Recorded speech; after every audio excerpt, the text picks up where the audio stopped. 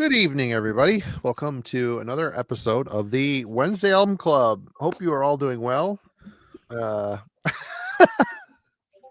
you're right, I did.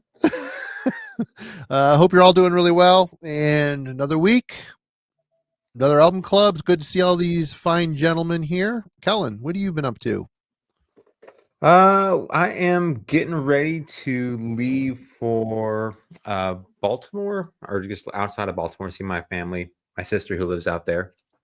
I'm ready Sweet. to go hang out with her, but otherwise it's my crazy work season, so tons of work stuff going on. Survived a little, or my first cold snap of the year, got down to 20 this past week, so that was fun. But otherwise, it's kind of begun the conversation surrounding end of year things. So I've started to think about that a little bit. This one came out very early in the year, and I spent this past week kind of revisiting it to see if it would where it may fall, because I think it actually was released on January 1st. But this is the second full length from this Polish project, Death Like Dawn. I'm gonna have to practice my my Polish to get the pronunciation for this one, but anyway, it's I think a relatively new project, but this may end up on my end of year list. Between Logan bringing them up the other week, and then Jeff hit me up this week because he got a chance to go see him live. Pulled out. I know this is Logan's jam. Staring to Death and Be Still. Revisiting this one. This band's on tour right now, so I keep on seeing on social media people posting about seeing them live. But there may be a whole lot of Ulcerate in this play here recently. And then I was hearing conversation about album club picks and talking to Marty over the course of the week, and he caught me on the middle of a run while I was at full tilt blasting Starbreaker. Man, I love this record. I don't think Judas Priest has made it to an album club yet, but it hasn't. One of these days. I mean, the run between Sad Wings of Destiny and Defenders of the Faith is probably one of the best in heavy metal's history. But I love this record. My favorite. My favorite Priest. Yep. To pull off a Joan Baez cover on the second track here, that's a gutsy choice, but they crush it. Nevertheless, I love this record so much. Anyway, I spent a lot of time this past weekend spinning this and enjoying it. So that's what I've been spinning. Awesome. Good to see you. Yeah. Jim, good to see you. How you doing? Doing good, man.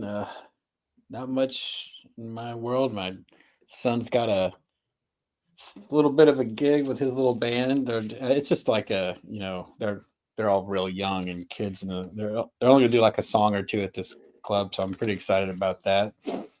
He's on the drums, so that's what I'm gearing up for. What song are they doing?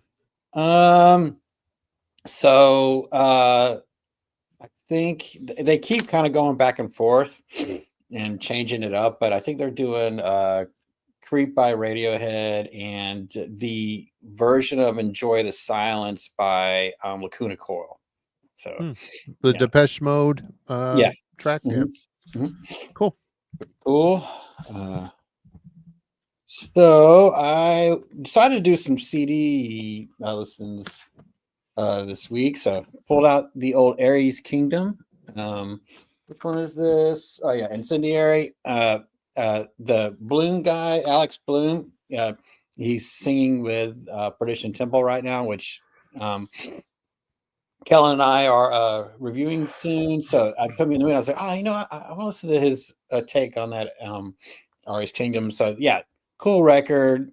Some kind of melodic death thrash here. Good stuff. Chuck Heller does some really, really killer lead ripping on this one if you haven't heard it. So that's a good one. Decided I'd take it way back, do some Asphyx, rack, crush it.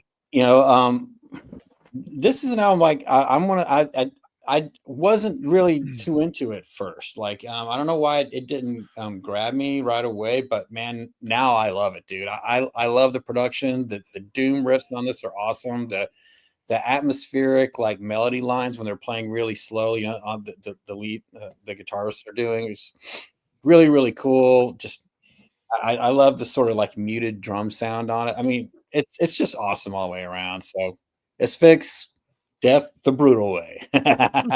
Yeah. Yeah, that's another band I got to thank Marty for years and years ago turning me on to. And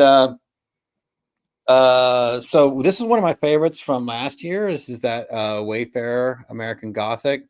I love the whole like Western guitar sound thing mixed with black metal.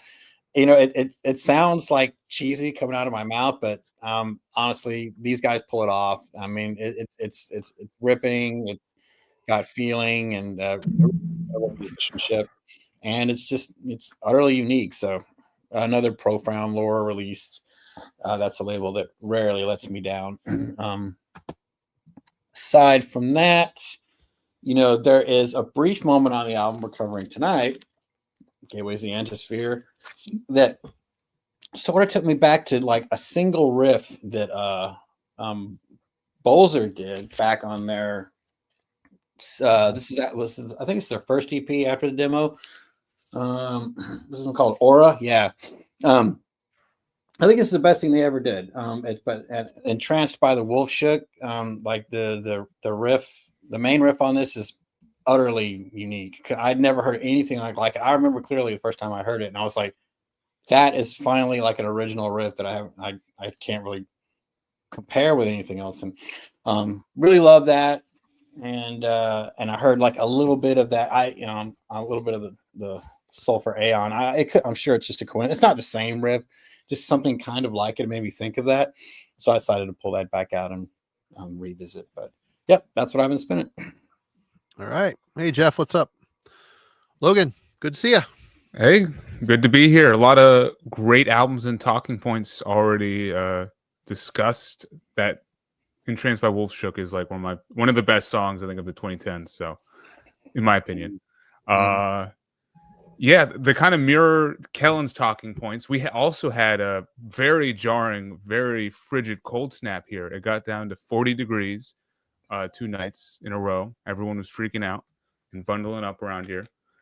Put me in the mood to check out some black metal that I have I guess I haven't avoided it. It just has never come across my radar. And that is later era Mayhem, which I don't own any. So that's why I'm showing D Mysterious, because I was definitely spinning this a lot over the weekend as well. But I was visiting Wolf's Lair Abyss, which I had not heard up until a couple days ago. That's a cool album, cool EP.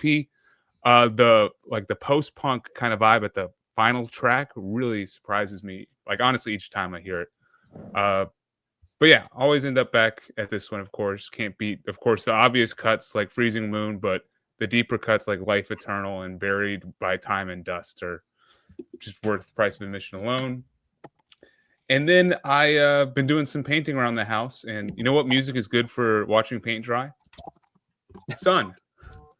I like Sun. I don't know. It's good background music for literally when you're just doing a mundane task. Like I put this on while I was wrapping up my work day today. I was, feeling the soul leave my body, and this kind of mirrored it. Just these like tones that get aggressive at times, but then, it's just cool, like atmospheric white noise kind of music. I'm not often in that mood, but Sun is good for when I am. And then new Bellwitch. Speaking of what people would consider paint drying music, I'm a huge Bellwitch fan, but there's a new Bellwitch album coming out on Friday, which I'm really excited for. I'm not trying to shit on them or anything. They're a highlight, and this is their 2011 demo, which is honestly very well fleshed out. I think it's underrated in their discography. And if anyone is kind of put off by an hour and a half long song, check this out. It's 2 songs in 38 minutes. That's more manageable. And, it's still reaches those emotional high points that only Bellwitch can do. And then with Kellen thinking about end of year lists, I'm doing my last big push of like buying CDs and stuff. And this came in today, the newest Weld and Woe album, Far from the Light of Heaven. Castle metal that still has a not nasty bite to it. Like the riffs on here are, of course, like kind of bright and beautiful, but at the same time, they get a little more savage than other Castle metal bands that I've been checking out. Also, like the vocal performance. This is one of the guys who was in By Fire and Sword, that band that made the album club appearance. Such a great and album. He's just a great musician, man, because he kills it on here too with his guitar work and vocal performance. So this will be somewhere on the year-end list. We shall see if it makes the top 10 or not. Right on. Good to see it. And for me today, the snow melted, so I had to get my lumbering carcass out on the Civic Center trail for a walk today, and went without gloves. That was a mistake. That was a big mistake. And I also found out that an old Sony Sport Walkman that I fixed a while ago, which I didn't think worked. So I technically did fix it. So I took some tapes on my walk. So today, Crack Brain by Destruction was in the old 80s Walkman. You know, I don't hate this record. I think it's pretty good. I think the lead-off track, the title track, Crack Brain, is probably the most Destruction-like song on the album. Really cool riffs. And the whole album, it still sounds like Mike. It sounds like Destruction. They got the guy from Poltergeist singing on this one.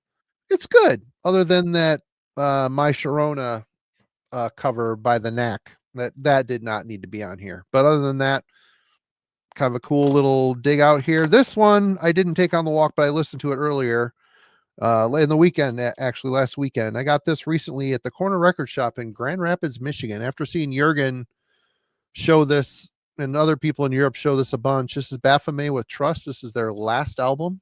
And it came out in 1994 when thrash was kind of, it didn't much have a pulse at this point, but you know, this was kind of a fun listen. It sounds really good. The first side in particular, really good punchy thrash. The second side was a bit more groovy and slow. I think it's a little bit front stack, but I've only listened to this once. Did it blow me away? It didn't, but it's still fun, very nostalgic. I'm still going through stuff that I picked up used. Obviously, I've heard this one. Thankfully, I bought this because my promo copy ended up in the garbage, but Discouraged Ones, $5.99, full copy of it. Replaced my old cardboard promo, and man, it's been a while since I've spun this, and it's great. Heavy melancholy. It's still Catatonia I can fully get behind. Also in Grand Rapids, I picked up the new Corner with Dissonance Theory. I dig the record. I think it's really good. Is it album of the year material? It isn't. It's just outside of the list, I think, for me, but I'm still warming up to it. There's a lot going on here. I like the production. I mean, we talked about this at length a week or two ago, so I like the record. It's way better than Grin. That's kind of a more mature, I don't know. It's good. I like it. And then Logan sent me this one a while ago, and I finally got around to spinning it as I was changing strings on my guitars this past weekend. The album Berserk by Tiger Tails. Oh boy. Coming to Album Club very soon. No. You know what? This was a fun listen. And this is one of those types of bands that were these guys like Steel Panther before Steel Panther, because listening to some of the songs, they don't sound like it's obviously glam, but it just seemed like they were having a laugh with it, especially when you look at the. Yeah. Wow. I don't know if this is entirely there's the ballad on here is decent. There's some okay songs, but there's just a lot of really goofy, like they're poking fun at glam. It's kind of the vibe I got. I don't know. And finally got around to picking this up on Jim's recommendation, Forbidden Morals by Void. Wow, this record it's an ass kicker. I've listened to it once. The production is super great, super tight, mostly speed metal. I think side B is a bit slower. Again, I've listened to this only once. It's been on I've only had time to have it on the platter once, but I prefer the speed metal attack of the first side. The second side is still killer. It's just a bit more subdued than the first side, but still really well written. This is one I need to spend more time with for sure. But yeah, great record. Going to be on the list probably for sure. And we gathered here tonight. Jim picked the second full-length album by Germany's Sulphur Aeon. This is Gateway to the Antisphere. Yep. And come in this. Yep. And for those who are unaware of Sulphur Aeon, a little brief history. Sulphur Aeon is a German death metal band founded in 2010. The band has released 4 full-length albums. The first album, Swallowed by the Ocean's Tide, was released in 2013, and the most recent, 7 Crowns and 7 Seals, in 2023. The band was founded in 2010 by Torsten Horstmann, along with the producer Simon Werner. The first demo was recorded and released. Simon Werner and Torsten Horstmann had previously played together in the band December Flower. The band's albums thematize the Cthulhu mythos, which can be found in the artwork of the albums. So yeah, Logan, is this the first time you've heard this banger? No, this is actually cool to be kind of commenting on this record tonight, because this was a band that I felt like I was there for, kind of at the ground floor. I first discovered these guys back in 2013 with the debut Swallowed by the Ocean's Tide, which is very much more of a straightforward meat and potatoes death metal album. And then from there, it's just been really cool watching their career as they've released 3 subsequent albums since then. And I mean, long story short, they're a fun band to follow because you can tell they're moving their sound and like kind of pushing it forward from album to album. And it always felt like they were reaching at something that was one step beyond their reach for each album after Swallowed by the Ocean's Tide. And this is kind of no different to me. It falls in between as they're transitioning out of the more straightforward death metal style that was on their debut, but then they're hinting at more ritualistic, bombastic, slow burning kind of songwriting. So this is a cool album for them, as it's like a perfect balance of their sound before they really dive into the more atmospheric and just kind of beautiful tracks that will appear on their like last album, 7 Crowns and 7 Seals, and the one before that, the Scythe of Crawling Chaos or something. Cosmic Chaos, thank you. And this is easily one of those bands that I would point anyone to if they're like, well, what's that band that's actually doing something cool and unique and kind of making a career for themselves in the 2000s. I would be like, dude, you gotta check out Sulphur Aeon for death metal. And yeah, this right here definitely deserves to be in the discography and deserves to be mentioned along with their other 3 albums too. And one more time, that album cover, my God, I think that's probably why I was initially drawn to this band, was because their covers are always amazing. The, Swallowed by the Ocean's Tide has Cthulhu underneath the ocean. This one is probably one of the best album covers of the last like 10 years, I would say. It's so cool, especially the gatefold. It's worth, I don't own it because Van Records is kind of expensive, but it's worth owning probably just for that gatefold cover. But no, great pick from Jim. Excited to talk about this week and kind of be a little bit more current with our death metal conversation. Kellen. Yeah, so I'll just kind of follow up. This is a band that, I was initially drawn to purely by the album artwork. And I don't have enough, like, to me, it looks like a digital art piece. I don't actually think that, I don't know if it's actually painted. But in 2013, when Ocean's Tide came out, this is like a time period in which death metal was becoming increasingly sort of interested in 90s stuff.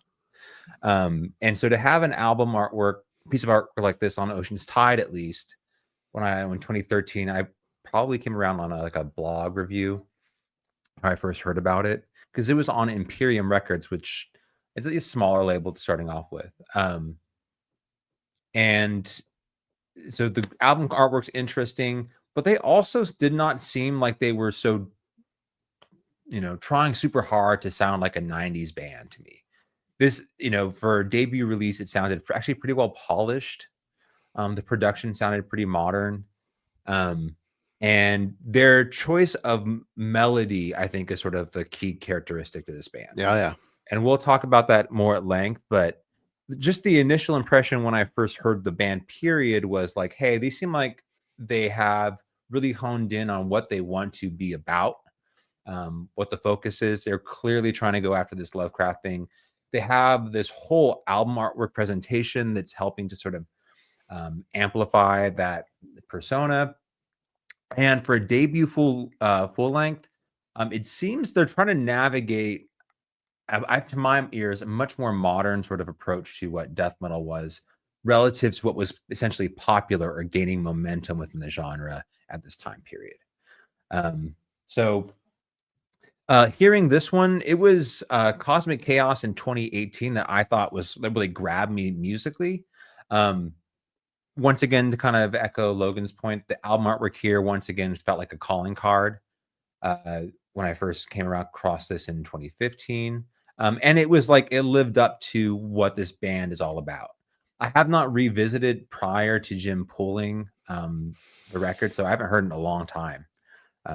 But going back and listening to this past week, it's, if you haven't heard this band, it's worth your time checking them out and getting a good glimpse into what they have to offer for sure. Yeah, for me, I had this around when it came out, and I liked the first one a lot too. And since I bought it on vinyl, I didn't listen to it as much. I was blown away by it, liked it a lot, but it wasn't until this week listening to it on headphones, man, the album it just unlocked a whole nother realm. Just being able to hear the layers and how much precision is in the recording of it to manage all these layers and all this stuff. And I'm trying to think, what does this remind me of? And these guys I hear a lot of Nile in this. I hear a lot of Nile. I hear a lot of Dead Congregation in this. Like those two bands fused together. There's just like this ritualistic type of atmosphere to this band and this album in particular. And it just gives it a vastness in the sound, which is really, really cool. And to really sit and dissect the riffs and the guitar playing on here, Kellen mentioned melody, and it kind of blew me away. There are moments, not necessarily solos, but like these twin melody lines that sound very heavy metal and very epic. And it is a really nice dynamic up against like the suffocatingly polluted and dark death metal tones, just to have these melody lines that surface that are just very triumphant and epic sounding. It's a really nice addition to an album like this. So yeah, listening to it this week has been a lot of fun, and realized I don't even have their latest album. I don't know how in the hell I got away out of that, but I'll have to right that wrong here eventually. Jim, you picked it. What did you think? I absolutely love this record, and their latest one was my album of the year.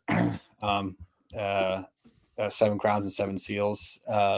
So yeah, I'm definitely a huge fan of this band, and this one isn't talked about a lot, so that I'm happy to bring it to the table. And yeah, Kellen, this is an actual painting by Ola Larson on this one. It's not digital, but I think someone in the chat said he did the first 3.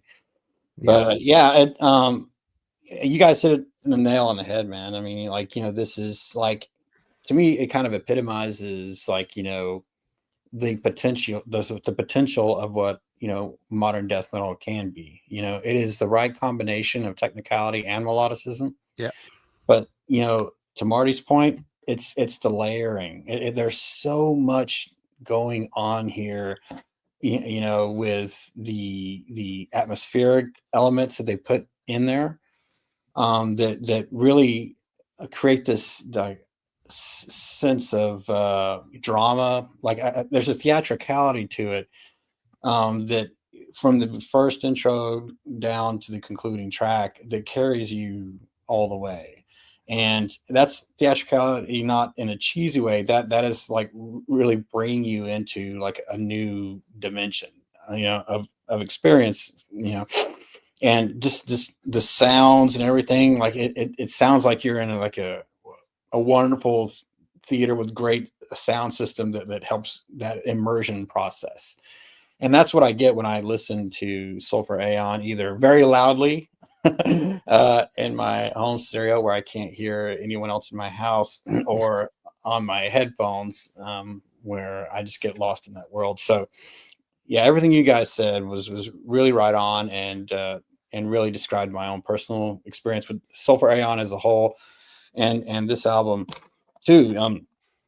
There's just that real balance, that they have with, harmonization, technical proficiency, speed, but also just like slamming, head banging riffs, man, that make you want to just thrash out, and to not lose that, element in the midst of all this, sort of all level, maelstrom coming at you, like to still bring it back where you're just like, oh wait, here's that riff.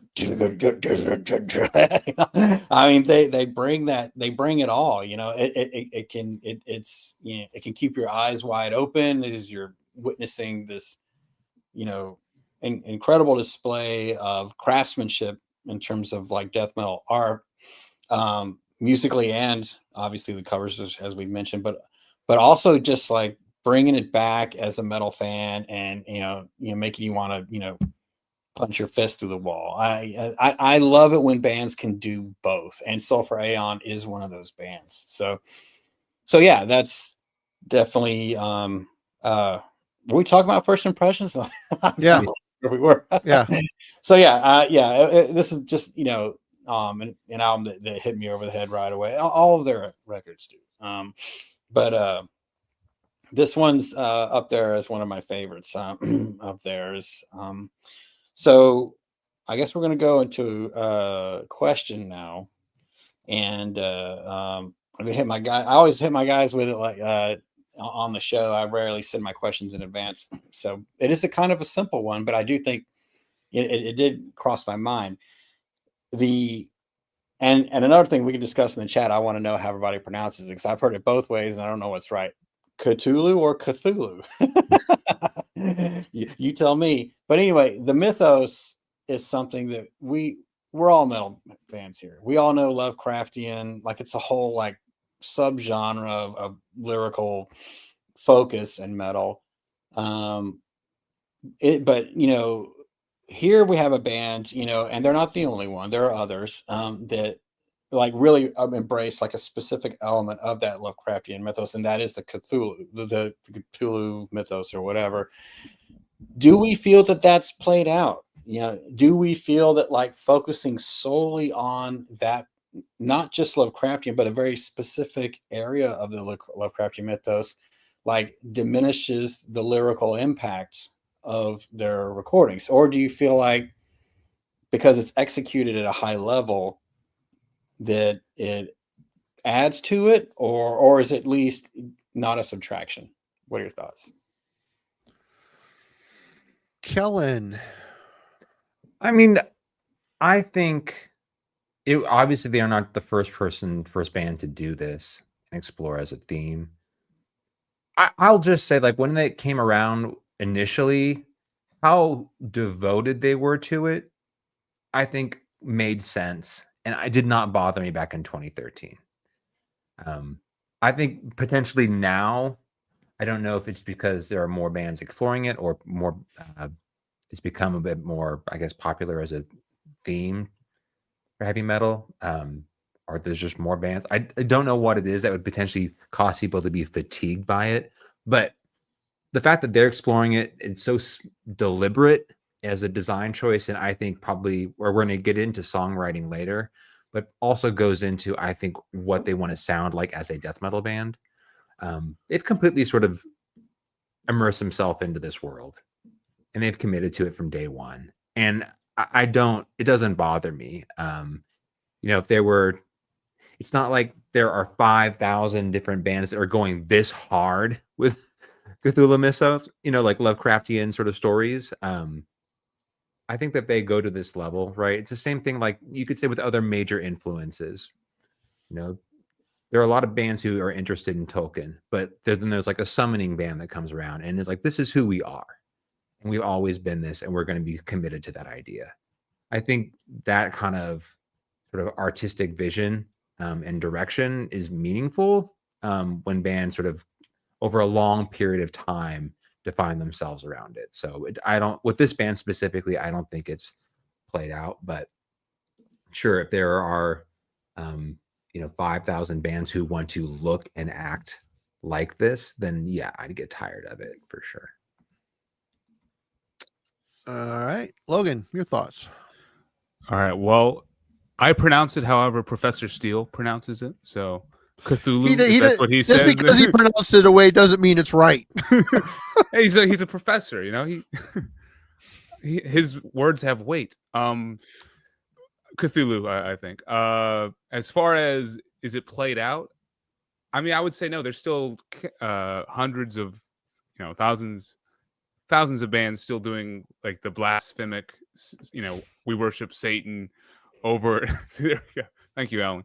Over and over again, and depending on the band, even that's not played out. Like you can still find a intentionally blasphemous album that was released this year that I'll enjoy, or like one that is just praising all things, gore and puke and stuff. And if they're doing it in a unique way, I think it's enjoyable. I definitely think bands fully making this their identity, there's still a lot of space in this realm, I think. I mean, this band is only 15 years old, basically. And outside of them in the death metal sphere, like a band that's fully immersed in solely Cthulhu mythos, I think there's certainly not as many out there, like with black metal, we got like the great old ones. I know Bluthaus Nord kind of dips their toes in it and stuff, but a band that kind of sounds like this in death metal still feels relatively unique. And I think that's one reason why they immediately stood out from the pack back in, 2013 when I heard them. So I think as far as being fresh in, the metal sphere as a whole, it's more about how you play the music and how you write songs and whatever, subject matter you kind of choose your identity. Just make sure you do it with enough genuine feeling that it actually captures the listener and transports them to whatever world you want to kind of create. And Sulphur Aeon definitely do it with this album. I mean, it feels like you're a part of some kind of ritualistic cult trying to summon one of these, otherworldly ancient deities or something like that. And that's no small feat. So for them, I don't think it's played out. And for other bands who can do it as genuine as they are, I would certainly welcome that. Yeah, I mean, move over orcs, move over Satan. Here comes something squiddier.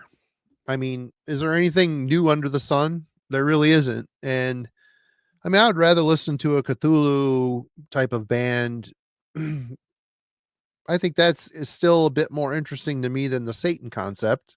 We've heard that how many times, but that's another reason why I kind of quit reading lyrics over the years. I kind of immersed myself in what the album feels like and what it presents sonically. And in this case, in Sulphur Aeon's case, especially on this record, they really embody the Cthulhu mythos perfectly in their sound.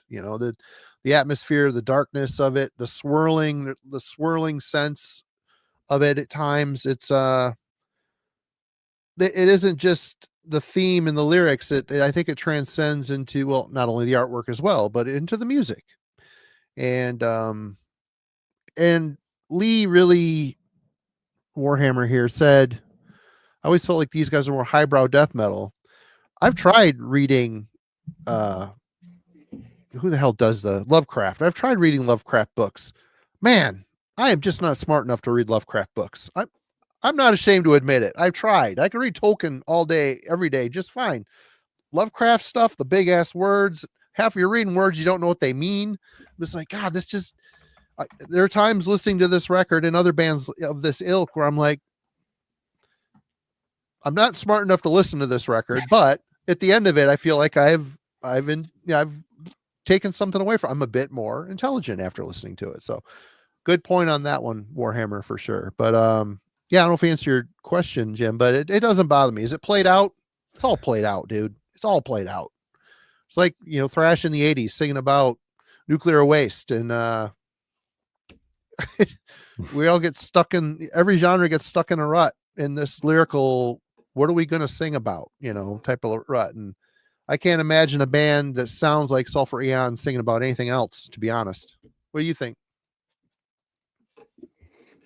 Yeah, I mean, at first glance, I was kind of wondering, as I approached Sulphur Aeon, how long can this be sustained? You know what I mean? Because it was so so niche focused in a specific area of the Lovecraftian mythos. But I kind of ended up more like you, Marty. I was just like less interested as a listener into what they were singing about, more interested in the presentation of it as a whole. And for me, there is a drowning darkness sound, that I feel like they capture. Like it feels that suffocating at times, when you're listening to it, like you're just kind of, you're taking the abyss inward, right? in their case, liquid form, looking at the cover especially. But but yeah, it did occur to me like, well, there are tons of repeated tropes. Yeah, we've got Satan, we've got Tolkien, and we rarely, kind of complain about that. So what's the difference? Is it just because it lies outside of realms that are more easily grasped, evil because it's the anti-religion thing, or Tolkien because it embodies, that it as in a really elevated way, that fantasy element that's a part of, and always has been a part of metal. What's wrong with taking, a different approach to that? And even like kind of zeroing in on a specific element of it, if the way that it's presented is, to Logan's point, with like a authenticity, and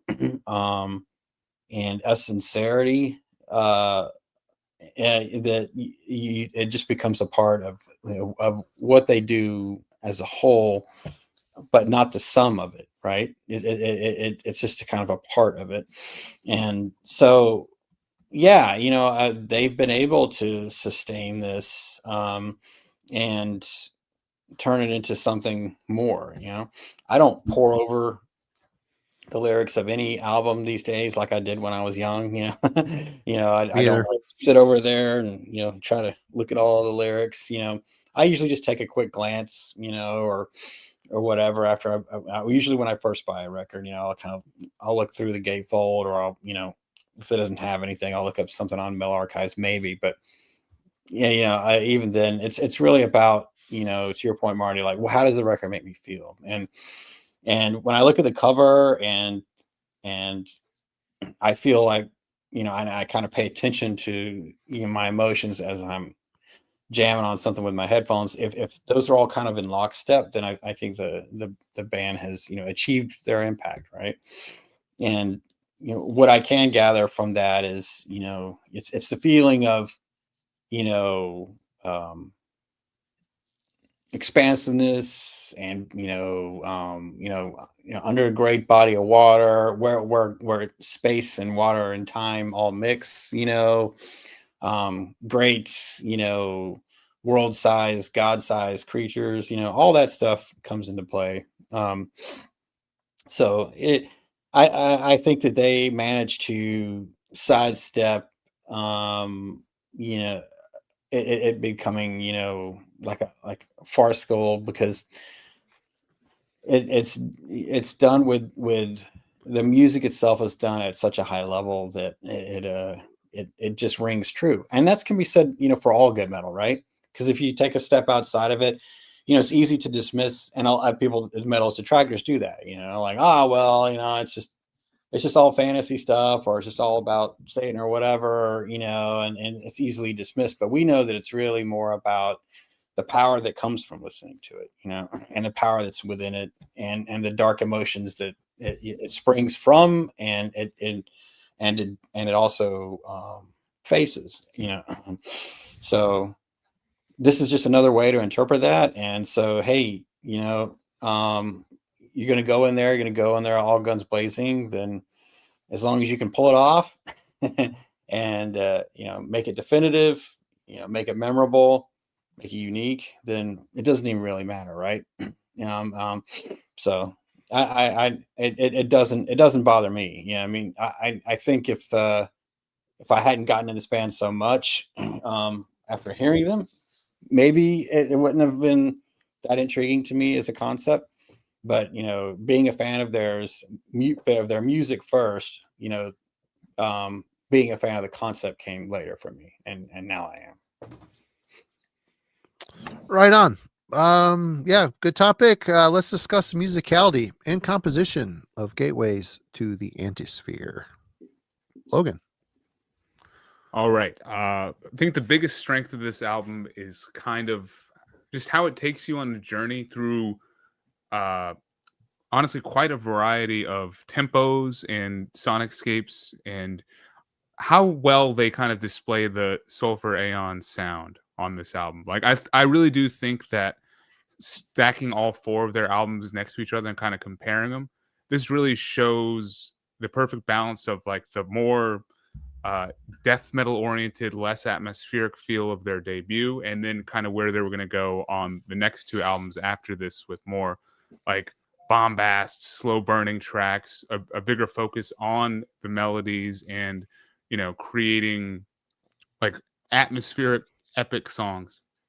And this just does a little bit of both perfectly. Like it balances a slower, more epic burning track like Voices Below with something that's just like fast going for your throat, like borderline thrash metal riffage on tracks like Abyss Hex. And it really helps the pacing of the album. So I think that is probably its biggest strength, is just that you can listen to it endlessly, and because of how it flows in the pace, it doesn't necessarily get old, and is always entertaining for me. Kind of breaking the sound in a little bit more, I definitely agree that the melodies that the guitar are doing are another big like separating factor. They're like catchy, but then at the same time they do have like this dissonance kind of feel to it. They're not like traditionally melodic in the sense that you would think of like a heavy metal for the most part. There's a song or two where they do lean towards that, but sometimes it's like this cool little accent melodic, dissonant riff, which is more in the background than in the foreground. So I think the guitar work is great, and as I said, the guitarist can really balance it between building the melody and atmosphere, or just going straight into like a very fast-paced just riff. So guitar writing is phenomenal. The drum work might be one of my other big highlights. Like the drummer here is very impressive. His fills, I think, are very entertaining to like just kind of watch as he builds, and it does feel like an ebb and flow kind of thing, especially with how he ends some of the songs. Like the closing fills and drum work on Abyss Hex is extremely complicated, and just cool how he kind of carries that track out. The production on that snare too, it sounds like a gunshot. I mean, that really cuts through everything. It's really cool. You can hear everything on the kit. It's great.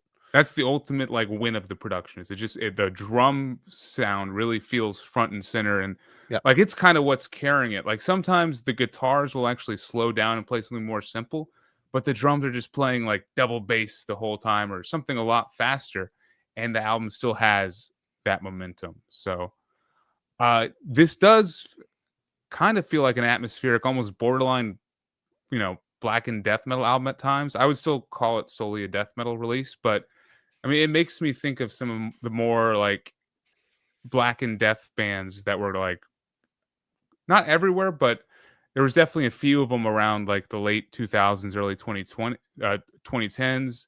Behemoth, of course, being the biggest one. Hate being another one. Just, but the musicianship and the songwriting, I think, is just more unique here. And honestly, the real quick talk about Behemoth, I absolutely adored this album, The Satanist. But then after that, they just jumped off a cliff for me, basically. Like they went down more of the post-punk, gothic influence, covering The Cure, stuff like that. And Sulphur Aeon has kind of been there for me to show me what I feel like Behemoth should have done after The Satanist, and how they kind of could have transformed their sound and continue to make it more epic and world building, like, because that's really one of the biggest and best things that Sulphur Aeon does on this album and there's following 2 releases. So Jim, you already talked about your question was basically about the Cthulhu mythos, but I mean, that's absolutely a high point too, just how interlocked it feels with, this Cthulhu universe. Like, honestly, I think there should be like a heavy metal version of Cthulhu. Like, Blood Nord perfectly represent like the actual Cthulhu monsters themselves. And as I said, I think Sulphur Aeon feels more like that society that worships and is trying to bring about the hell on earth and summon these ancient gods to our plane. So it fits in so well, and it really transports you, and just so seamlessly captures what I feel like a Lovecraftian kind of world would be. It's like the total package when it comes to that. So yeah, really no complaints about, I think, the musicality and composition here. Kellen. So trying to nail down the source of melody on this record, I think, is a bit of a challenge, right? So to your point early, you mentioned Nile, because I guess some of the chord choices and the scales they're playing in, that makes sense a little bit. But a band like Nile or Septic Flesh are specifically pulling from a very, like, a time in history, a very specific mythology, a geography. One's clearly Egyptians, one's very Greek. What's interesting to me about Sulphur Aeon is you don't have that kind of like historical fiction or historical mythos, right? This is purely fictional in terms of pulling from Lovecraft. So you can't like root it to a time in history, which I think makes it a little bit unique in terms of the experience overall. Like Nile's got that, the Egyptian theme, so their music has those Egyptian styled scales that he farts around with. Right. I don't know what they're called, but yeah. And I think this band hints at that. Yeah. But they aren't like, don't commit at it, right? I'll be listening to this album, and at times it feels like they're leading me there I'm immediately, thinking Nile as a comparison. But they don't quite make that leap to sound completely Egyptian to me. The other thing that I would agree in terms of your analysis, like, I think the melody here, when you say melody within death metal, there's a very specific connotation, I think, to what that is, or where that sound, what that sound is. You say that it indicates beauty, and this here, it's not that, right? But for me, like, it's not that. And to your point, it feels very dark, which makes sense for like a Dead Congregation comparison, right? That's the darkness to it. But it does not sound to me like an incantation sort of evolution. I understand the darkness aspect to it. That makes sense. And to Logan's point, there's that time period, I think, like the bands that I loved from the late 90s, early 2000s, that were very specifically inspired by the pace of Morbid Angel, and tried to sort of take that and run with it. Jim and I are about to recover a Perdition Temple record. Like, that is clearly pulling from that sort of wheelhouse within death metal. This band, in terms of the blackened elements, you want to mention sort of Behemoth. I think they make their turn in the early 2000s away from black metal to this blackened death thing. And there's a lot of, mention Hate, all the bands from Poland, the Netherlands, parts of Brazil that were, the pace of this record, I think, is rooted in that kind of blackened death metal. What I don't feel comfortable with that sort of analysis, though, is the melody component. This feels sort of drenched and wet, and like that. The atmosphere to this is totally coming from a very different place, not hellfire, which is what I associate with that kind of black and death metal. I will slightly disagree with Logan's interpretation of the melody here. I don't hear a lot of necessarily dissonance to this listen. I do think the scaffolding in terms of the layering and the guitar work is actually operating in closer proximity in terms of like harmony to one another. It's just, there's probably 3 or 4 different guitar tracks going on at various times in the course of this listen. And so them sort of working within the same sort of structure in terms of a chord structure or different parts of a harmony, but potentially different paces, different textures, all of those things make it melodically complex, which is why I think it sort of makes you want to drift towards dissonance. What I do think it's while not building towards dissonance, I think it is building towards scale, which is the Nile comparison for me. It's the size of the listen. That is what the guitar work is driving for, is to give you a sense of dimension over the course of the listen that is a bit broader than just like a traditional death metal record. So those are kind of the key things that I guess in terms of the songwriting I'd want to sort of drive home. Is it is a very melodic listen, but probably one that's going to take some unpacking. It's challenging melody for sure. Before you explain to someone like, oh, it's a melodic death metal record, and they just shelve it in that category. And I don't hear a lot of black and death metal in the way that I would traditionally explain it to someone. It doesn't fall into that like whatever Angel Corpse, etc., Azareth, Centurion kind of category to me.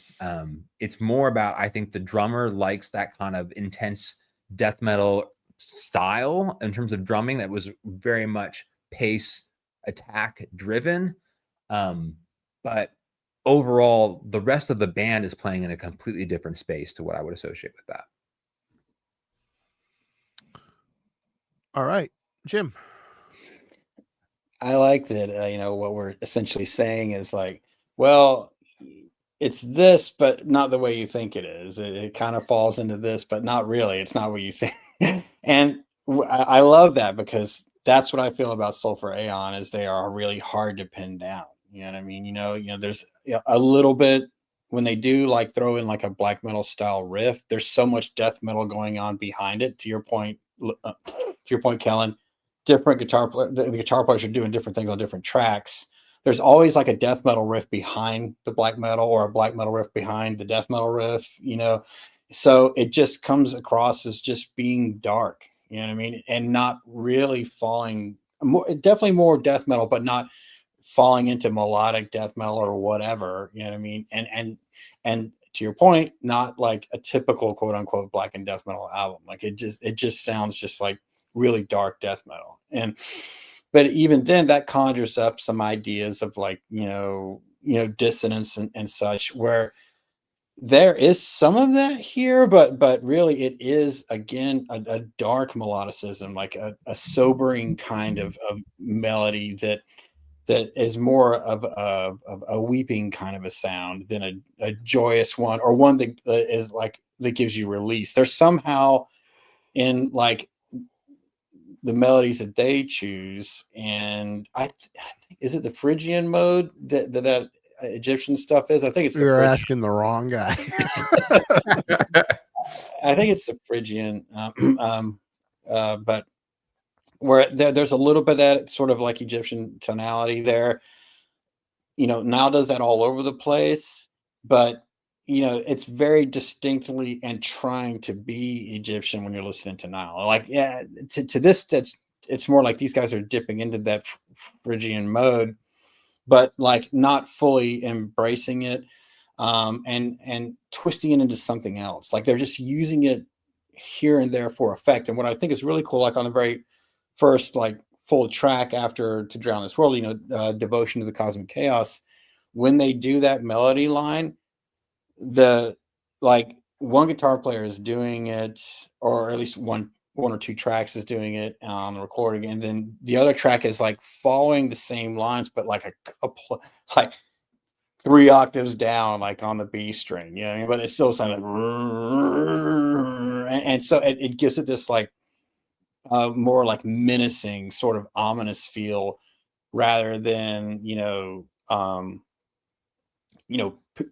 thoughts of pharaohs running through your mind. It's nothing like you don't get that image. I don't get that imagery at all when I'm hearing that mode. You know what I mean? So that's a testament to them being able to sort of borrow from different sort of like guitar modes, and there may even some of that alien mode too in there, where it's twisted into something that's just not easily recognizable, but it just sounds evil, for lack of a better word. And unsettling. It's really cool when a band can even do like harmony lines. So I thought maybe one guitar is playing one set of notes up the neck, the other one's doing like the fifths or whatever, and it just, instead of it sounding again, that sort of release you get from a melody, there's still tension there. It's still like there's a discomfort out of it, and that's what I want out of a dark death metal album, and that's what this record is just full of. And it's not just about playing as low as you can go, with like gurgly downtuned riffs. We've got those there. We've got some great triplets and palm beating too as well to keep the headbanging going. But then we've got these like really sort of almost dreamy harmony lines and melody lines that aid in your escape as a listener, that bring you more into their world and out of the real world, which is, I love that moment when you can really get lost in a record and it does that for you. And this is that kind of band that can do that for me. But there's two great footholds to this, and it's to me like really perfect is the way we're talking about composition here. So we got to give props to the drums, man. This guy is an absolutely amazing drummer. He's super fast on the double bass. His fills are not just impressive, more importantly, they're memorable. Like you listen to this record, you're like, oh man, here's that cool part, or he's about to come into the song and he'll just hit the tom like once or twice, and then he'll go in and you wait for those parts, they're coming, and then the way he hits the china on the bridges on tracks, or he'll do the ride hits. And there's a specific song where I really love what he's doing. Yeah, on Abyss Hex, where he's hitting the way he hits the ride on Abyss Hex, man. I love it, man. It just I feel the power coming off of it, and I love that swirling maelstrom of atmospherics and guitar there, it's ever present, is buoyed by this incredible, memorable drum performance that's there, and then connecting them like it's supposed to do is this awesome distorted bass sound just crunching there, just right underneath the surface. It's not like super loud, but it's played really well. It does counterpoints. It's there. It's not in your face, but it connects that really cool drum performance in a way where the songwriting has comes together, like it links them together. It's sewn together by this like bass tone that's like right there in the center. So yeah, I kind of went off on a tangent there, but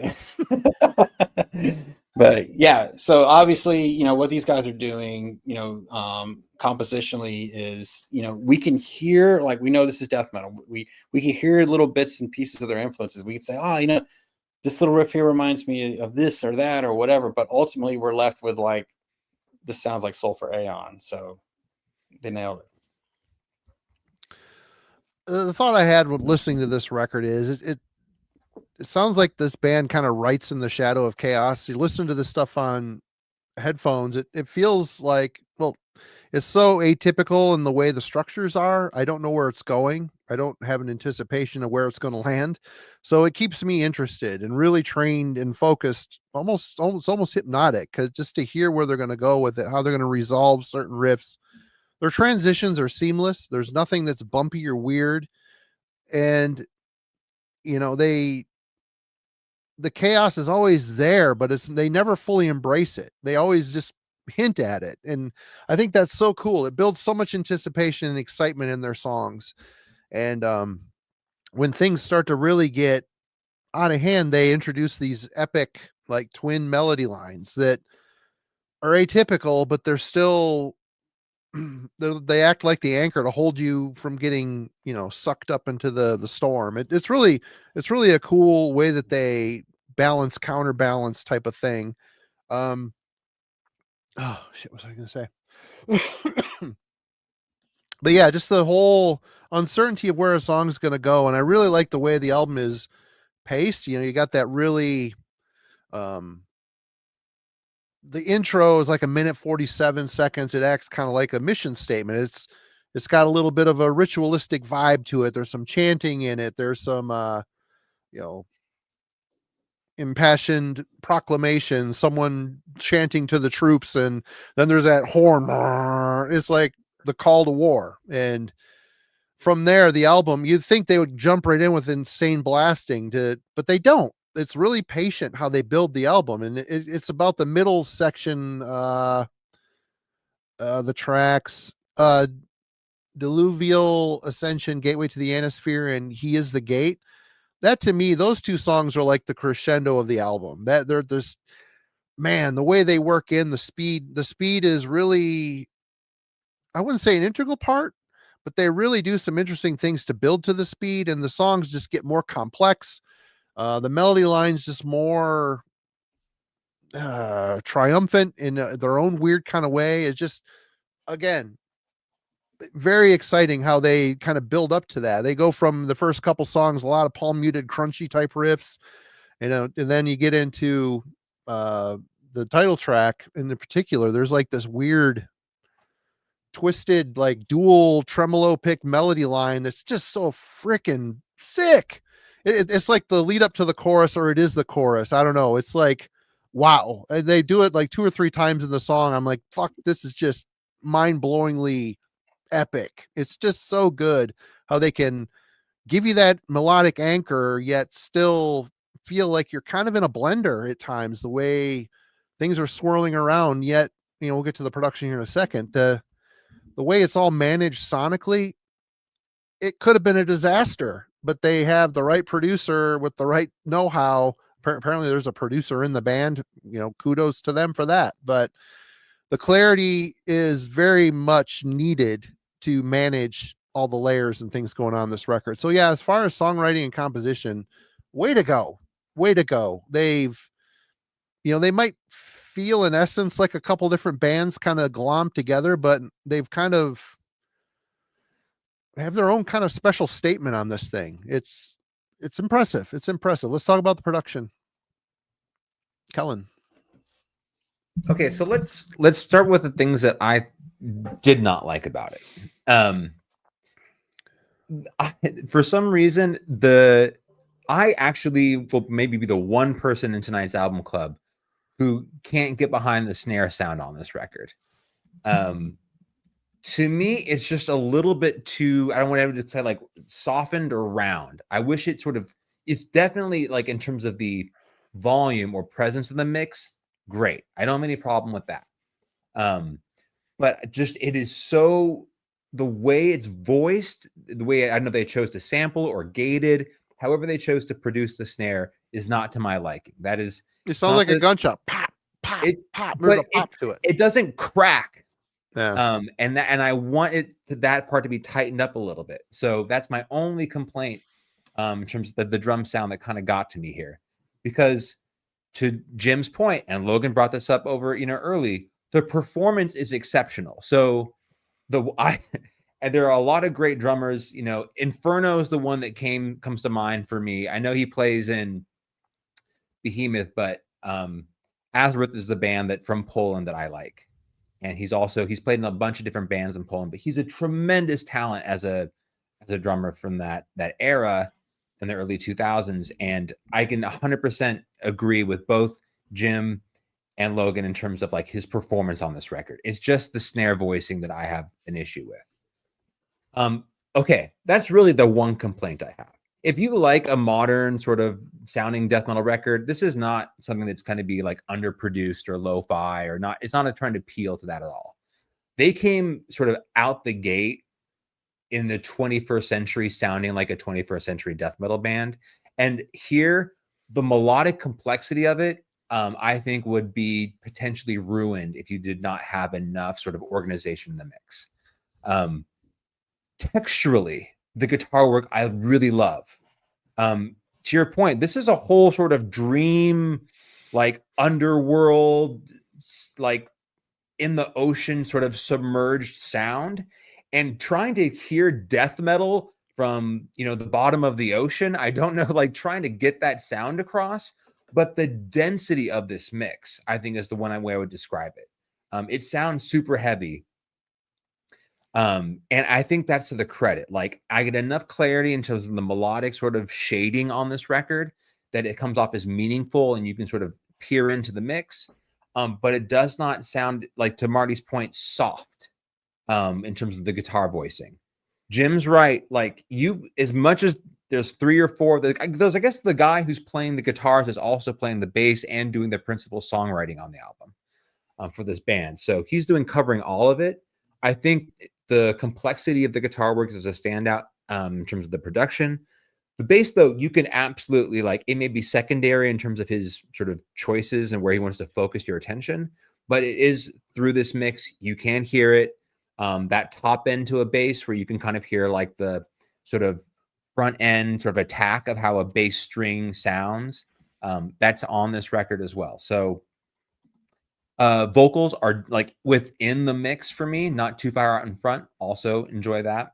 My only real complaint here is it potentially will divide death metal fans in terms of whether you want a more sort of modern sort of 21st century death metal sounding record. And then for me personally, man, I just wanted a little bit more sort of crack to that snare sound. So outside of that, I really don't have too many complaints for this album. All right. Logan. All right. Production. That's another big leveling point, I think, for this band. If you're following their whole discography from their debut to their latest album, 7 Crowns, 7 Seals, the production starts on the debut a bit more like narrow and compressed and kind of attack oriented and aggressive, and then it just gradually opens up into what now on their latest album is like an absolutely massive and more world building kind of melodic oriented kind of production. Like, it has a bigger room feel. And on Gateways to the Antisphere, we're kind of like right in between. I feel like this is once again a transitionary feeling kind of album, and the production, I think, mirrors that for me, where it still has like this attack where when the songs really get going and get a wall of sound and speed behind it, there's a lot of aggression and bite, I think, to the production, and it kind of really comes at you. But then at the same time, they have these like slow burning, more melodic leaning tracks, and then you can kind of hear, you know, the world open up a little bit. It still feels like you're submerged at the bottom of, you know, Mariana's Trench or whatever. So I agree there, but it's very cool how well balanced it is. I will say I do prefer, at least with this band, the production that they end up with on the subsequent 2 albums. I think it really lets the songs open up a little bit more and lets the melody that the guitar work is doing, the layers that the guitar work is doing, just be more prominent in the forefront. And I think with this production, sometimes I miss it. I know that's part of kind of the joy of re-listening, right? You're, you know, peeling back the layers differently on each spin. But from time to time, I'm curious of, you know, what if this had the production of 7 Crowns, 7 Seals? You know, would certain songs feel even like, you know, more bombastic and more emotionally impactful? But best part of the production, I mean, for me, it's the drum performance. They put it right front and center. I'll have to listen again to try to hear that snare sound, but I mean, I enjoyed the whole thing. Like the way the toms sound, the way the double bass sounds.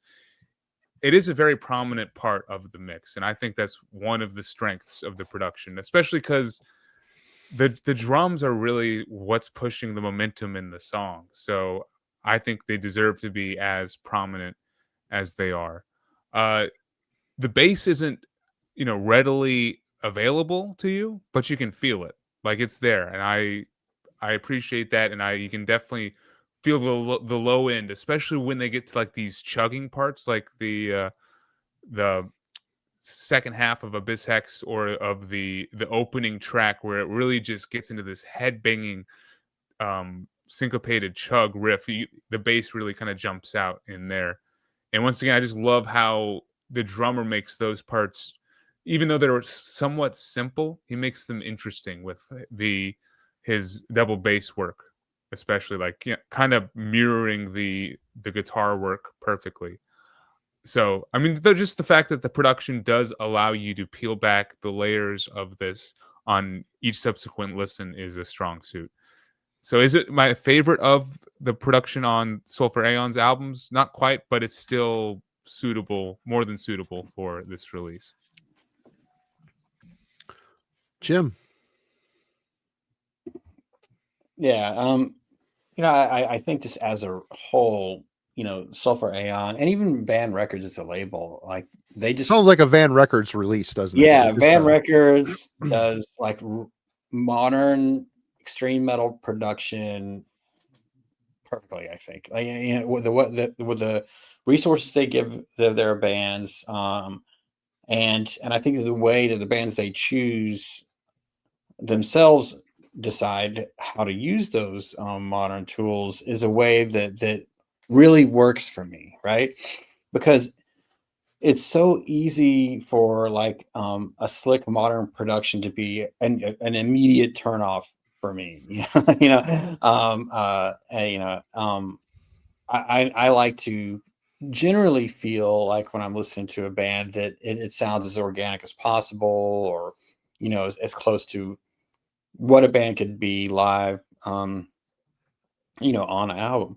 But in the case of Van Records artists like Ruins of Everest and these guys, you know, I like that these bands embrace, you know, the benefits of modern techniques, but do so with such extremity and such forcefulness that it is just as compelling to me as listening to something that's just raw and brutal, like, you know, the rawest black metal, like Arno Pavla or whatever, something like that. You know, it's just it is a different way to express that extremity, in a way, but it doesn't overwhelm me with a modern sensibility. It takes what's good about that approach and takes away what's bad in that approach with incredibly well composed music.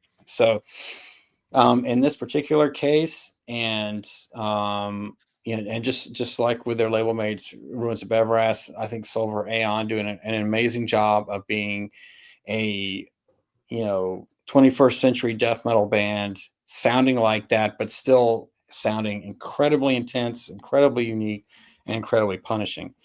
And I really have zero complaints about the production of this, and you know, that may seem trite or whatever or easy to say, but I have to just go with what my experience is, right? And my experience is every time I listen to this record, I get pulled into the world that they're creating.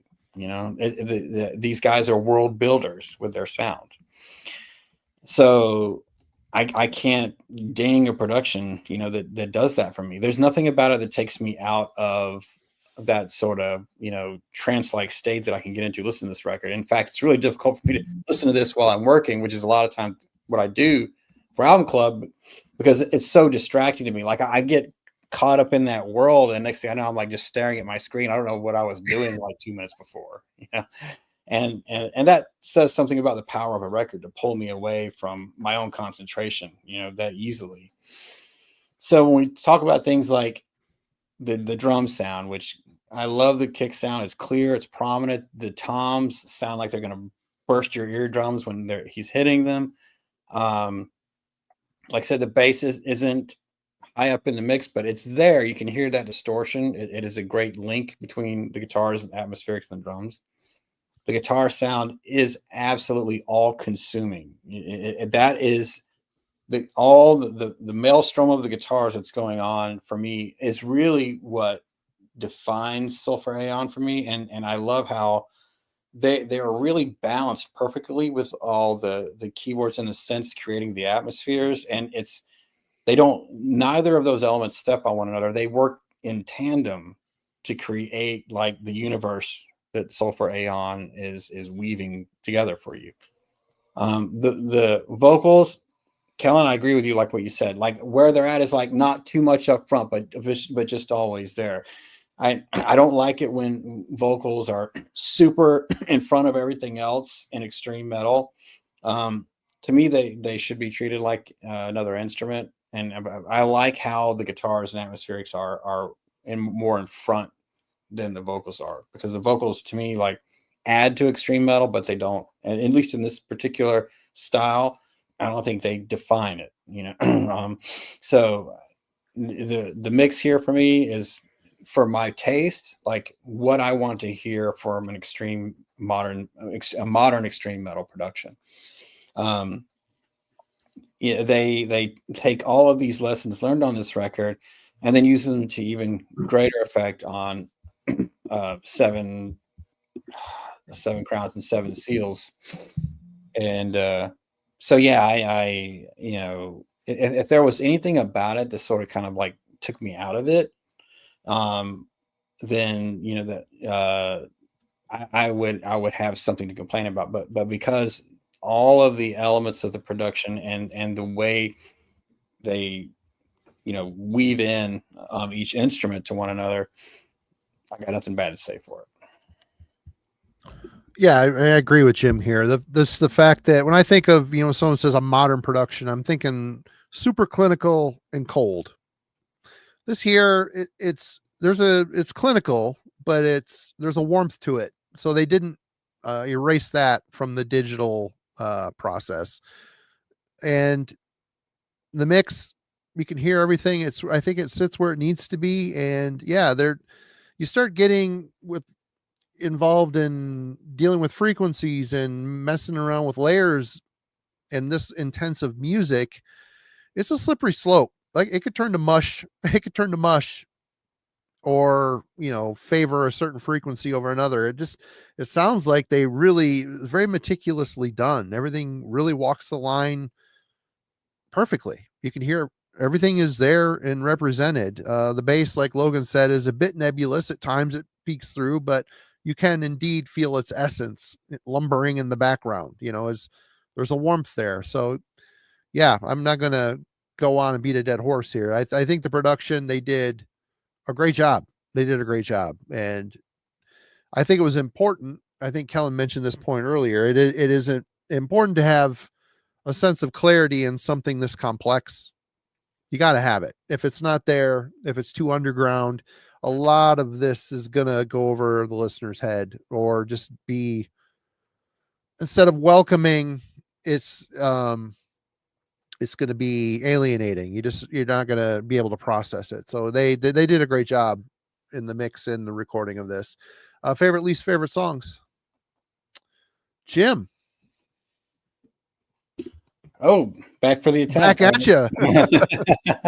All right. So, I mean, man, Devotion to the Cosmic Chaos. I mean, good God, what a ripper, man. First, I mean, To Drown This World is like, dude, I usually dismiss intros, right? But To Drown This World, that intro, like that, like, it sounds like a space whale coming at you. Like, I'm like, ah! It just really brings me into, and then I just get punished with the absolute, monstrous drumming and riffs from Devotion to the Cosmic Chaos. It starts with just a killer drum fill. It's like, and you're just ready to be battered, and it never lets up. I love the, and we talked about it's almost like it's that Phrygian mode, like melody line, but also there's the guitars playing it on the low octaves behind it. And then on the verses, you've got this kind of like high octave where it's like, and it's a great contrast in the way the riffs all work together. I mean, it is massively fast double bass, about 145 in. And then it just, the last riff, man, that closes out that song, just dude, it is what I look for in metal. I'm like, you've wowed me, you've taken me under another world, and then you just said, hey, now wait a second, I'm gonna grab you by the throat and then bash your skull in with this really killer riff to take you out. I mean, it's got everything I like about extreme metal in it in one song. So I mean, if you don't listen to anything else from this record, you've got to listen to Devotion to Cosmic Chaos. It's an amazing track. Calls from Below is like a mid-tempo kind of a banger, but again, a completely unique like verse riff. It's just, I'm like, what are you guys doing? Like, and I love being confused as a guitar player. Like, what are they doing here? And where do they come up with that? It's just so different, and it just gets me every time. And then about 2.5 minutes in, and it isn't like just weird for weird's sake, because they always bring it back to like metal. There's an amazing triplet riff that comes in 2.5 minutes in. Again, you're just like, oh yeah, and then you want to thrash again. It's they such a perfect balance between the weird and the ornate, and then the pure metal, crushing. They do it on so many songs on this, but those two, and that's tracks 2 and 4. They do it super well. And Marty earlier mentioned the 1-2 punch of Gateways, the Antisphere, and He Is the Gate. That's great, man. Gateways Antisphere, he's exactly right. The counter melodies on Gateways Antisphere are just so unique, so different. Just getting you ready for He Is the Gate, man. I mean, that song is just world destroying. And when you actually hear him saying it, and you find yourself singing along with it, for He Is the Gate, you're like, yes. Yeah. Every time that song comes on, that's one of the ones I would like forget about what I was doing at work and just kind of, I'm listening to the song now, and I'm gonna like Invisible Orange this bad boy and go, for He Is the Gate. Every time. Love that song. Machine gun riffs. I love that section at 4 and 4.5 where they're doing that. The sad melodies to open it up, and then the harmony lines, they come in, right around the 3-minute mark. There's so much going on here besides just, it literally is a catchy chorus, so it'll just suck you in every time. And I have to call out, the last song, because it isn't like really a song. It's more like a kind of a instrumental interlude that carries it out, and you're like, oh, okay. Usually that's something I would ding on a band for. Oh, you had an opportunity to go out with a crusher. Like, what are you doing? I mean, why are you going out with something that's kind of moody or whatever? But let me tell you, man, Conclusion, aptly named. There's something really interesting going on here. It's instrumental. That starts out with those like kind of like almost like forlorn by themselves tom hits, but then the rest of the band comes in, and that dreaminess that we keep referring to, it's embodied here in Conclusion. It's delay heavy, reverb heavy. And then as the song's fading out 1.5 in, while he's playing the beat and the double bass, he hits the toms again. And, they're not timpani style, but it has that same sort of effect. And that, as it's fading out, the fading in is the sound of the wind. And that carries it in. And it's an amazingly wonderful way to close this record. And it shuts the book on an album that starts with the space whale and ends with the skies. Like, I'm like, hey man, nothing more to say. But yeah, no fluff on this album for me at all. But if I gotta listen to anything, if I had to say my favorites are definitely Devotion to Cosmic Chaos, Calls from Below, and then that 1-2 punch of Gateways, the Antisphere, and He Is the Gate. So is that 2, 4, and 6, 7? So All right, Logan. Yeah, no, I basically agree with Jim. No missteps here. I could basically say ditto of what he said for a couple tracks because very eloquent there, Jim. I'm with a couple people in the chat. Where's your YouTube channel? Uh, the songs that really get me, I think, are the more slow burning ones that kind of hint at where they're going to be heading on the next two albums. The ones that really slow things down, get a bit groovier, a bit more atmospheric and ritualistic in feel. I really enjoy Calls from Below, and potentially my favorite track is 70 Steps. I think that one is just such a groove-oriented ripper. You're basically headbanging the whole time. I absolutely love how that one kind of winds its way through. And once again, for both of those songs, the melodic riff writing in the verses make it extremely interesting because they're playing it a bit more atmospheric and like as accents to the verse versus, you know, carrying the song along how you would expect it. So it makes those tracks a lot more interesting, just how the guitar work are oriented. So yeah, 70 Steps, absolutely a highlight for me. Slow descent. And then of course they'll bring in that intense, more thrash oriented barn burner kind of death metal about 2 minutes in. And I think that's one special part about this album. Each track has one of those moments where you're just going to, you know, get hooked by this tempo change and this epic, you know, death metal riff that comes out of nowhere and really changes the song just a little bit to push it towards the end. And yeah, once again, the opening track, or the first proper opening track, is absolutely a highlight. That second, how it closes, Devotion of the Cosmic Chaos, just that neck breaking riff, absolutely seals the deal with that being one of the best tracks. And then Abyss Hex is one of my other highlights for sure. I really enjoy how just fast and blistering that is. And then my favorite drum performance is on that, especially at the end, because that's when he just does this crazy fill for like a minute as the song kind of just carries out before like landing on an actual beat again for the last, you know, 15 to 20 seconds. And I'm just listening to basically the drummer for most of Abyss Hex. So I will say somewhat minor complaint.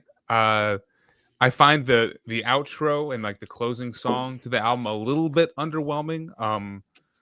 Into the Courts of Azathoth and the conclusion just don't feel quite as big and as epic as what came before it. And this might just be because I really fell head over heels for the next two albums, and those two really sealed the deal with their closing track. Like the Scythe of Cosmic Chaos has Thou Shalt Not Speak His Name, which is just a great closer. And Seven Crowns and Seven Seals has Beneath the Ziggurats, which is probably one of the best songs I think Sulphur Aeon has done. So it's a minor complaint, but you know, I got to mention it, I guess. Other than that, just real easy album to listen to with a lot of variety among the tracks. Kellen. So, okay, once again, I'll kind of start with my criticism. I actually think this album takes a little bit of time to get going. For me, it isn't until we get to Abyss Hex that I like actually find this album sort of takes flight, if you will. The back end part B of this album is, I think, the strongest part. So moving from Abyss Hex into the one that stand out for me is the Gateways to the Antisphere, the title track here. Marty mentioned sort of the guitar like dueling aspect to it. For me, I'm a sucker for like a long extended sort of snare build, and there's a sort of Marshall snare that takes off in the middle of this where you can kind of feel the tension building before it finally erupts back into the back end of the song. That kind of anticipation works really well for me. The Abyss Hex track, it is like almost a straight up kind of thrash backbeat to that. So it's an interesting sort of juxtaposition to the rest of the album, which I think is much more complex in terms of the guitar work going on.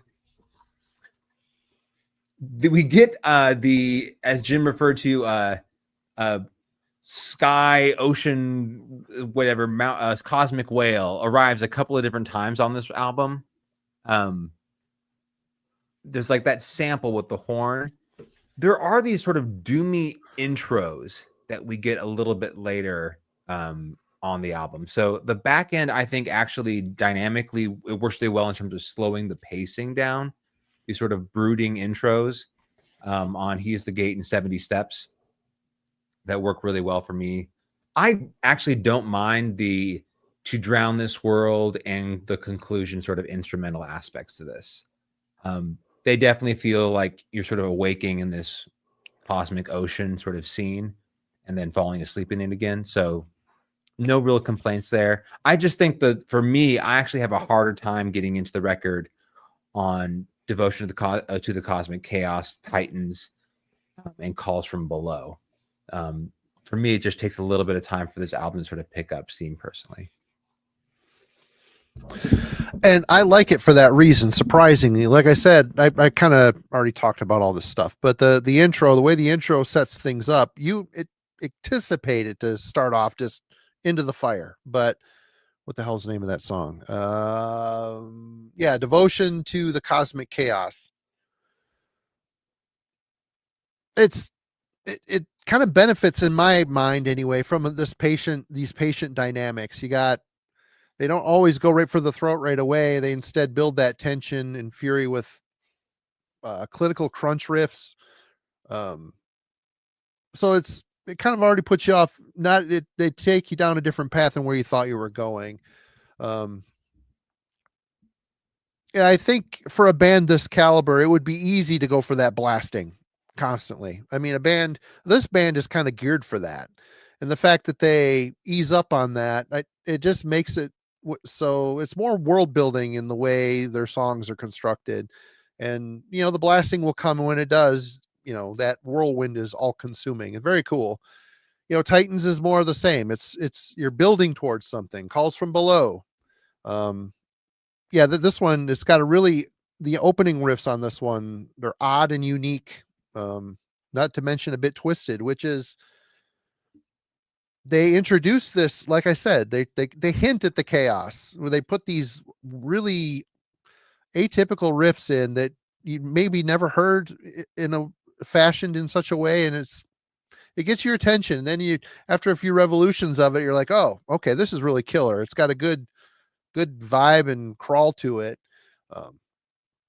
It's smart and engaging songwriting. I definitely love it. But yeah, the Diluvial Ascension, Gateway to the Antisphere, man, this is the most epic and expansive track on the album for me. It's one of those songs that makes me feel small. You're like standing in the middle of this firestorm where it's not knowing where it's going. It's that keeps me my attention trained on it. It's exciting songwriting. But at that chorus section, holy shit, it's just massive with that dueling tremolo melody lines. It sounds so elevating, like it's pulling you up to witness like this cosmic event that is beautiful, but when it's done, it's going to destroy the planet type of thing. It's one of those beauty and death type of I don't know, very cool. And they keep it going with He Is the Gate. Man, more speed here and aggravated twin melody lines. They lurk, but they mix them in a way that they lurk just below the surface, and it gives it a unsettling feeling. Totally fucking cool. It's a nice little touch that I wouldn't have noticed without headphones on, to be completely honest. God,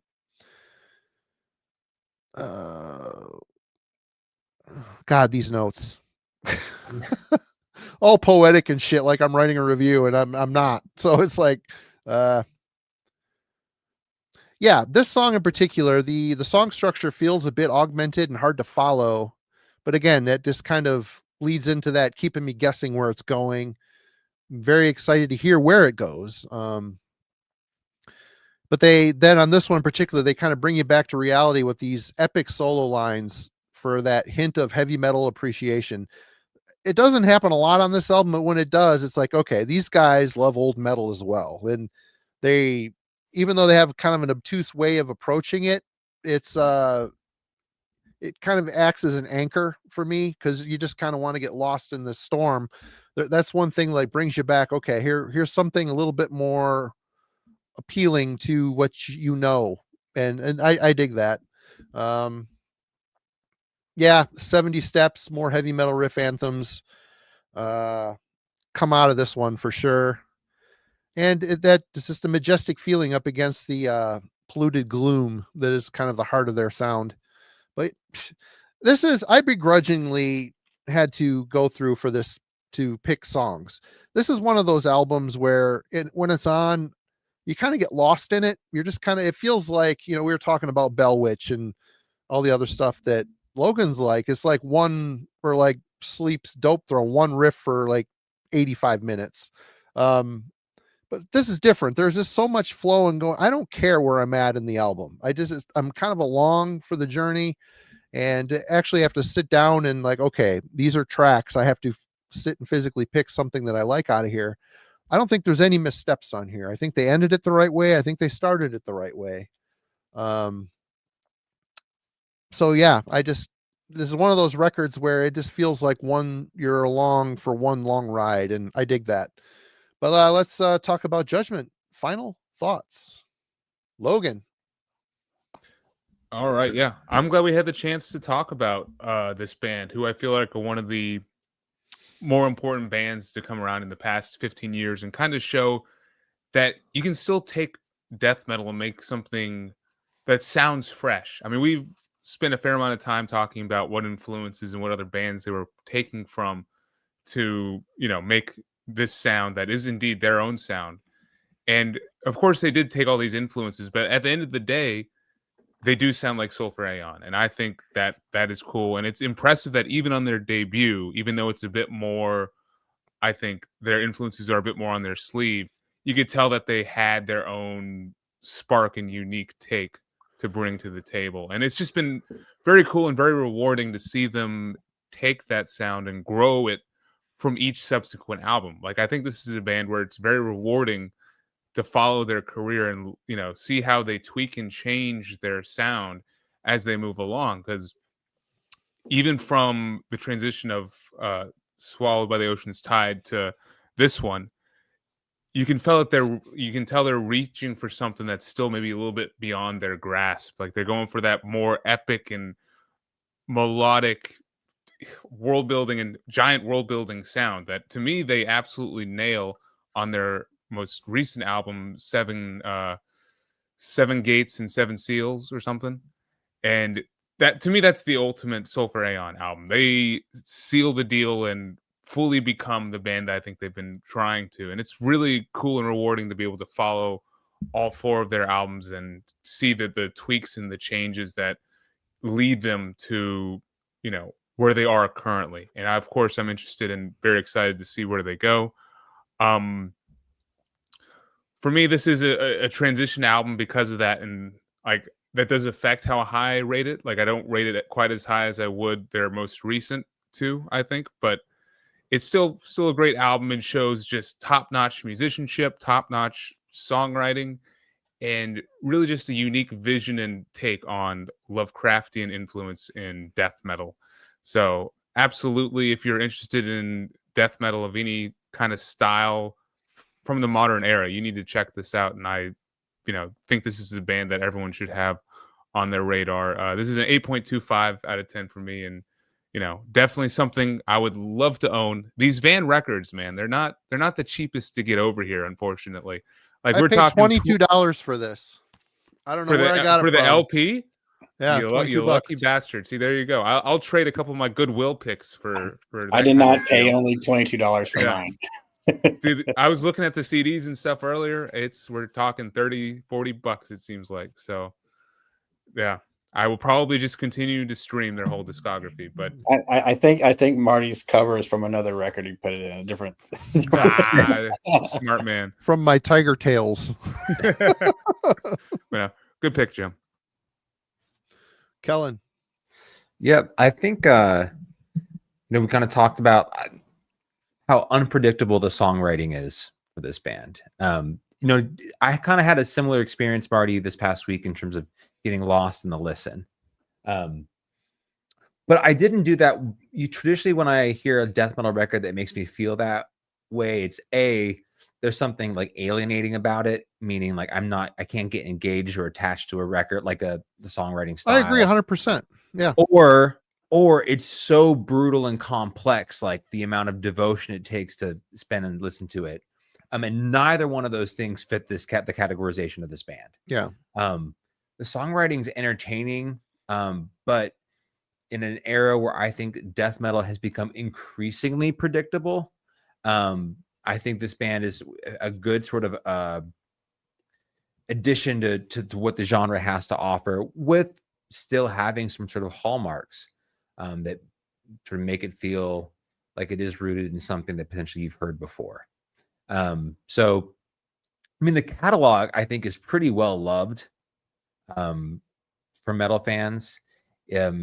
You may not absolutely love them, but to deny them as being a great sort of death metal project here in the 21st century, I think you're kind of, I don't trust you.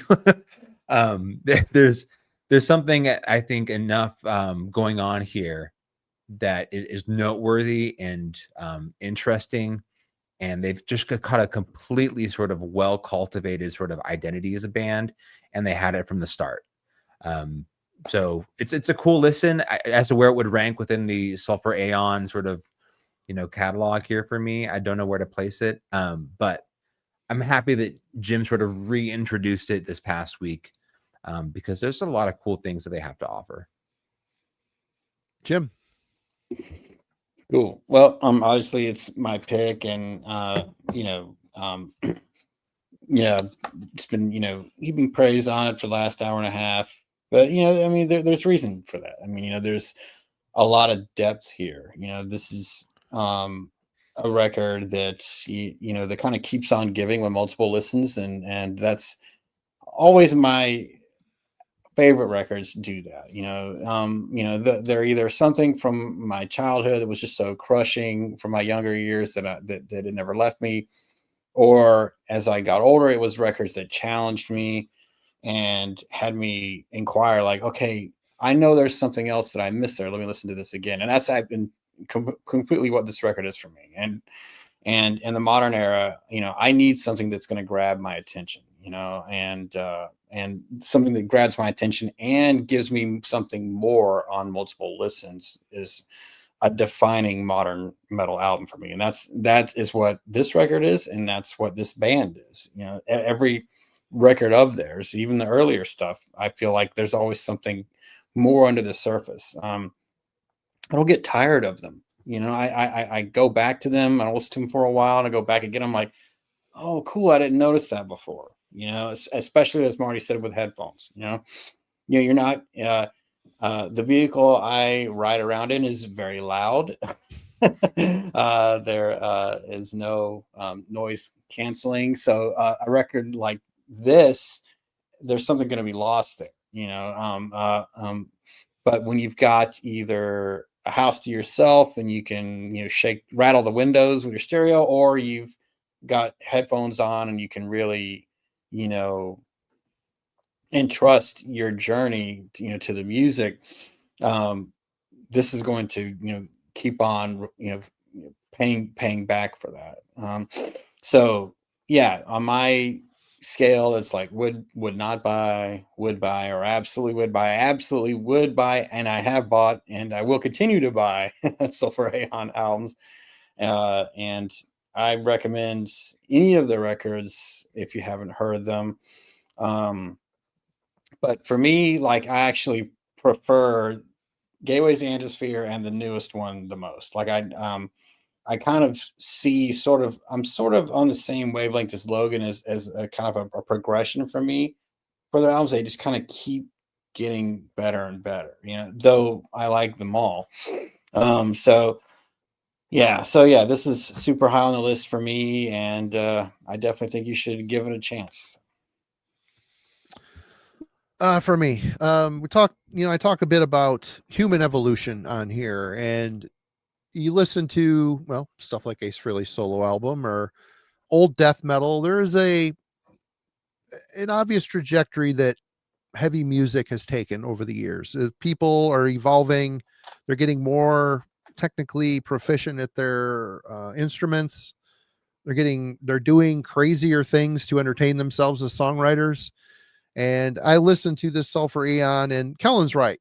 Music like this typically it's a bit off-putting for me. It just there's too much to take.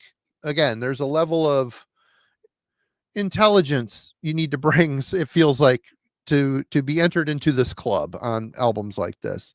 But what keeps me coming back is, indeed, again, Kellen mentioned the unpredictability of it. And I look at an album like this and I got to grade it two different ways, because I listened to it over and over again, and I wanted to say, for technical proficiency, mix, production, the things they're doing, this is a 10 out of 10 record. But the thing that brings that down a notch would be, this is something, it feels like an investment of time, and it feels like an investment of senses to be able to sit and listen to this album properly. And I've had this album and there are other albums on in the background while I'm working. It doesn't hit the same. It just does not hit the same. It's like a nebulous wall of destruction behind you while you're working. It's cool. It's awesome. You focus more on the drums and the vocals. It's like more of like a live setting. When you put it on the headphones and you take away the real world and just focus on an album like this, it's very challenging. And I find it very exciting to listen to it that way. So technical proficiency, as I said, this is a 10 out of 10 record. For an overall record, like, how many times am I going to come back to this? Is it when it's done, am I going to turn around and hit it again? Probably not. I need to be in the mood for this time and senses investment. So I would give it probably an 8.5 out of 10 for that. So it's a double ranking for me. And yeah, good pick, Jim. Thanks. It was fun to listen to this album again. I haven't touched it in ages. And I do want to say, before we wrap and go see what everybody's doing, while we have you folks still in the chat, we're going to do a viewer's choice episode. It's been a while since we've involved you folks. And so we went into our Discord community and challenged everybody to give us each a suggestion for what to cover on Metallurgy.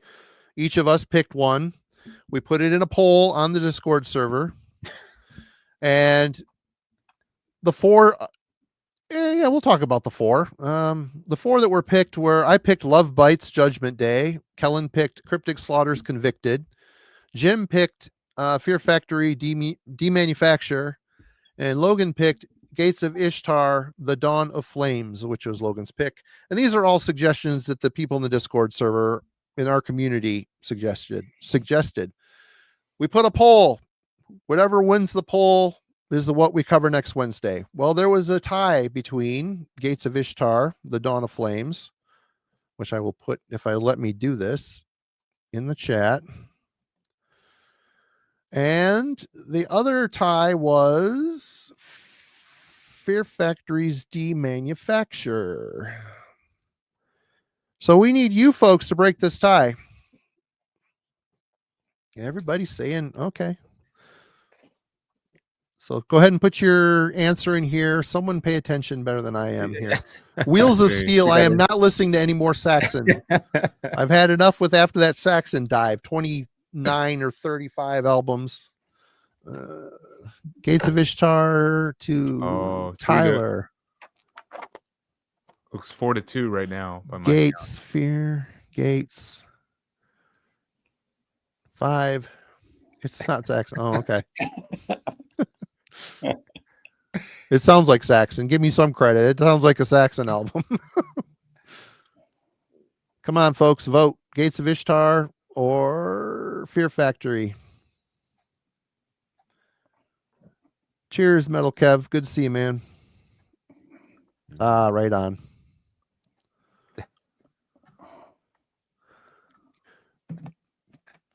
While you guys are figuring that out, Kellen, what's going on with you? Anything you want to? No. I'll be some time. I'll let people know. I've kind of mentioned it. What I'm working on is going to take a little bit putting together kind of a script and trying to do something a little bit different. So it'll be a hot moment before I have a new video. But probably the next thing you'll see me partaking in is a review with Jim again, and we're going to take on the Perditions of Temple new record. So Sweet. Logan, how about you? Just trying to shoot reviews, honestly. So hopefully I'll be around on the Metallurgy channel, and then some list coming up in November, probably on my channel. It's list making season. Jim, you ready to make announcements yet? Yeah. So this will be out for purchase on the shop, the Eihwaz shop, December 1st. We are starting the promotion for that this weekend. So if you run a metal review site or whatever, and you're watching, and you're on the Bindrune contact list, you're also on mine because I use the Bindrune contact list. So you'll be getting a promotion. So hopefully you'll review this and talk about it. That'd be great.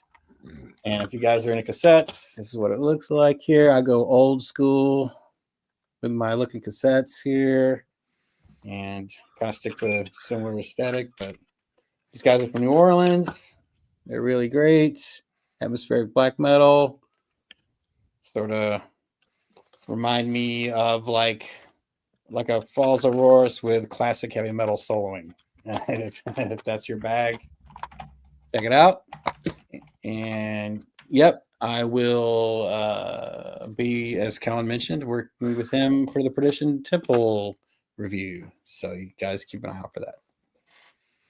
Right on. Yeah, the link to Eihwaz Recordings and everybody's channel and all that stuff is in the description below, and to the Discord server if you would like to maybe get in on the next